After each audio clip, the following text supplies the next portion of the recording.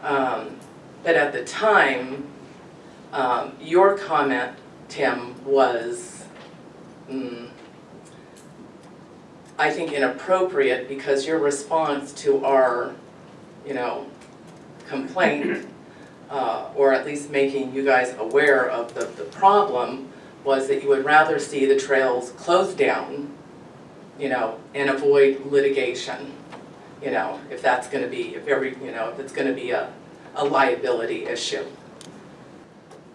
And going to my comment, it was, I think it was in the McVicker place, there was something to do with a substation or something was in the way of the movement of that place. And I know that we moved it, it had to be shrunk down. And I said if people can't work with that, then I guess we can close that section of that trail and make it not accessible to go on a horse that way. They have to go a different direction. That was my comment. Here's one issue you got to think about. When you start talking about all these different pinch points and different things like that, some of it's going to be on easement land, some of it might not be on easement land. If it comes down to people suing, I'll tell you one thing right now, the city council, at least I will vote, to close some of the trails that are pinch points.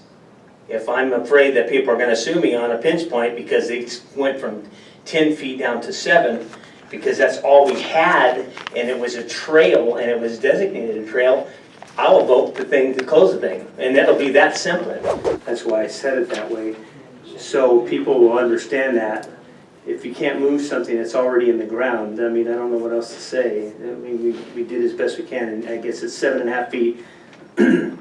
I rode my horse all over this valley, and I can be on a 3-foot wide trail and be fine. Yeah, I can't have somebody right next to me on the same trail, that's fine.